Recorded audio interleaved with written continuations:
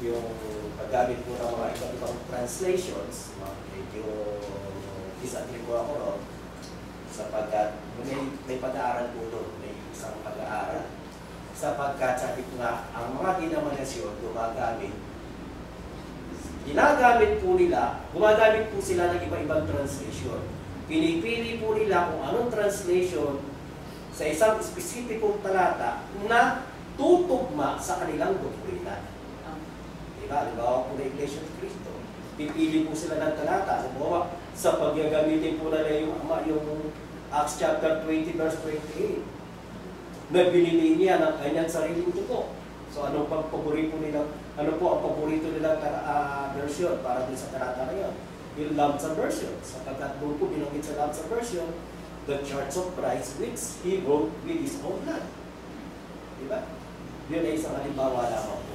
At yan po ay nakukuha po natin sa tinatawag na Bible study.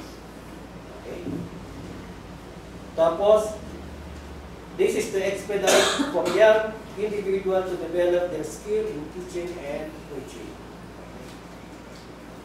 So yun nga po, para po magkaroon po ng halimbawa, meron po tayong 4 na linggo, so meron po 8 islat na maaaring pagsanayan, lalo na po ang kabataan. Diba? Meron po 8 islat na pwede silang pagpilian. Hindi po kagaya kung 4 po, 4 na beses lang, kung 5 po, patay na yung isa. Diba? Yun po yung propose ngayon.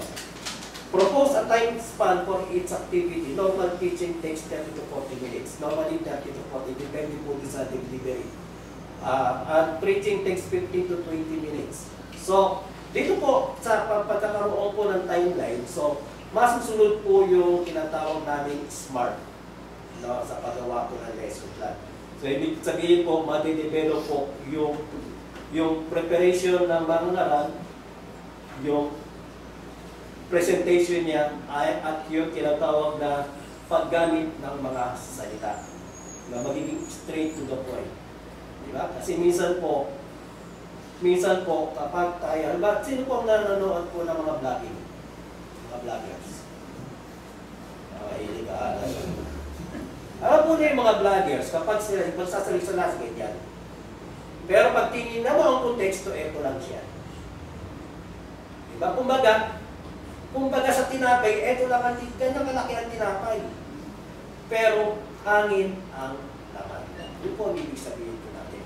Kaya po dito po, mahalaga po ito natin para po magkaroon para ma-develop po yung tinatawag na kakayanan ng mga karal. So, ma-develop po paano niya i-prepare, paano niya i-limit yung paksa niya, paano niya ito i-deliver, yung mga tamang salita dapat gamitin na doon po kumapanood. Okay? So dito po, number 4, yung normal Bible study. Normally po, ang Bible study na ang pag-aaral natin is 2 hours, right?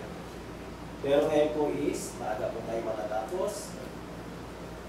Normal Sunday service last 2 hours, 15 minutes for singing, 15 minutes for the Lord's table, and correction 20 minutes for question and answer, 10 minutes for prayer, 45 to 60 minutes for Bible study and sermon. So, aabot po na 2. Siguro, lalampas tayo, depende po, lalampas po tayo minsan. Pero, ano naman bihira naman mangyari yun? Lalampas tayo siguro ng mga 5 minutes, 10 minutes dun sa normal na oras natin. Pero, huwag po tayong kailip sa bagay. Bakit po? Sapagkat 2 hours po is just 1% of 1 Sunday. So, anong brad ang isinasuggest mo na? So, isinasuggest ko po, pagkatapos po ng lahat po ng kalalakihan ngayon, niliwanag ko na po sa kabuuan ng iglesia, at pagkatapos po ng ating sambahan, lahat po ng kalalakihan, may iwan po pag-uusapan po natin mga friend.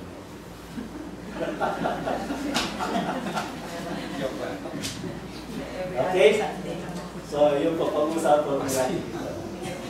Sige po. Sige po.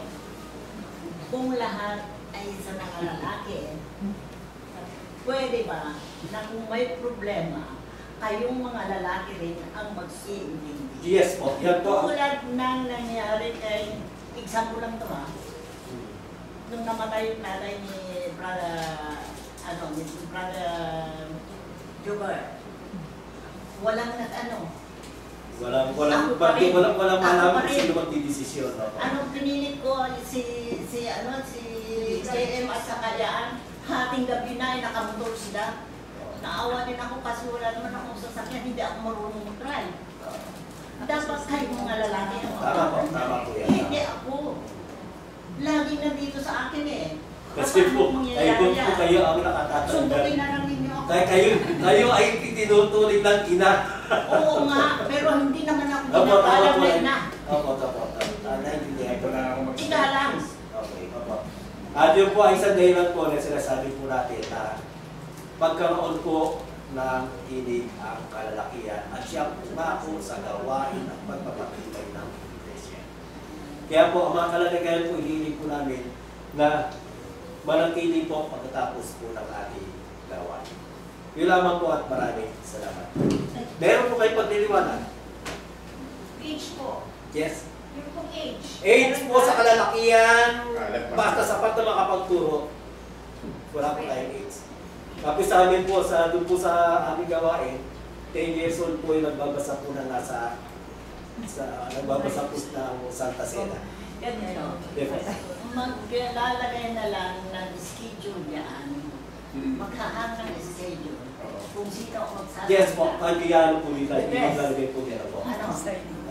Kung sino ang magsasalita ngayon dito, gano'n, ganito. Ang Pero yung inyong pamasahe na siyempre nagbibigay din naman tayo ng pamasahe. Hindi kakayanin. Totoo po.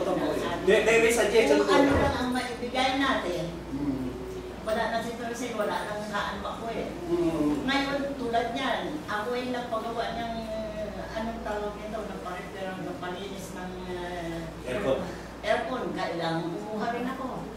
Kasi nasunog yan dyan, dalawang nasunog dyan. Nangangamoy yung akala namin yung may namatay na hayop dyan. Nandun pala may nakapatong doon. Doon, pinalinis ko na rin. Saan kukunin yan? Di ba sa rin? Kaya, magiging tayo sa... Hindi po, basta pagdating po dyan, wala pong mababago. Pag-uusapan natin. Pag-uusapan. Kung ano magiging dyan sa share. Okay, yun lamang po at maraming salamat.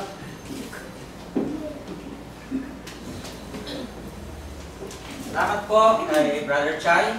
Yan nga po yung binanggit po niya, maiwan po yung mga kalalakihan para sa ating saglit na po pag-uusap. Ano po? Purihin natin ang Panginoon sa ating last song. Hilingan natin si Brother Chai na lang po, closing prayer. Ay, eto na po. Yes, hindi po ako lang po sa prayer kasi nag-pass away po yung grandmother namin. So, si mama na sa province. Okay po. Sama na lang po sa panalangin.